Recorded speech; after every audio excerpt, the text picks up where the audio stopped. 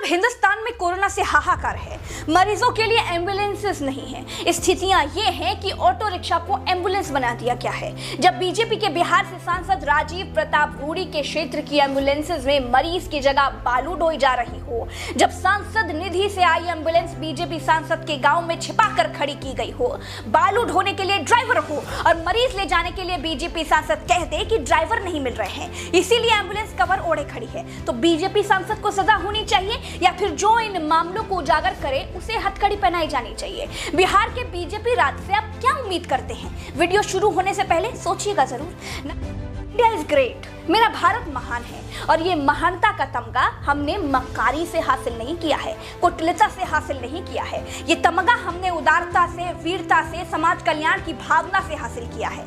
हमने दुश्मन को भी पानी पिलाया है। हम वो हैं जो कहते हैं कि 100 मक्कार छूट जाएं लेकिन किसी बेगुनाह को सजा ना होने पाए। दोस्तों, बिहार में जन अधिकार पार्टी के अध्यक्ष पप्पू यादव को गिरफ्तार कर लिया गया है। कहा गया है कि लॉकडाउन में बहुत उछल-कूद कर रहे थे, कोविड नियमों का उल्लंघन कर रहे थे, इसीलिए यू आर अंडर अरेस्ट। अपने आप को कानून के हवाले कर दीजिए। दोस्तों, इसी देश में भरे कोरोना के बीच नेताओं ने इसी बिहार और बंगाल में रैलियों का वो खौफनाक खेल खेला था जिसने देश को बर्बाद कर दिया। क्या तब किसी को कोविड नियमों के उल्लंघन पर गिरफ्तार किया गया? जवाब है नहीं।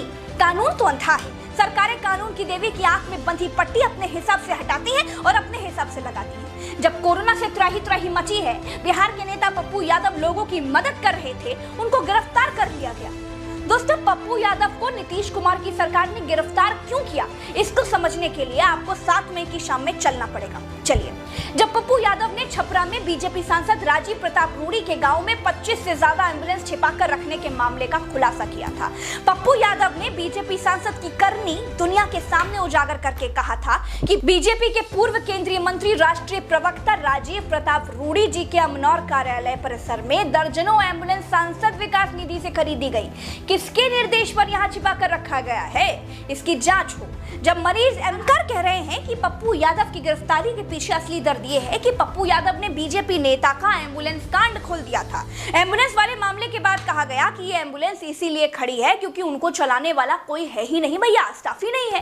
दोस्तों, जिस देश में 10,000 की नौकरी के लिए 10-10 लाख फॉर्म भरे जाते हैं, उस देश में एम्बुलेंस के लिए स्टाफ ना मिल रहा हो, इससे बड़ा झूठ सदी में आज तक नहीं बोला गया है।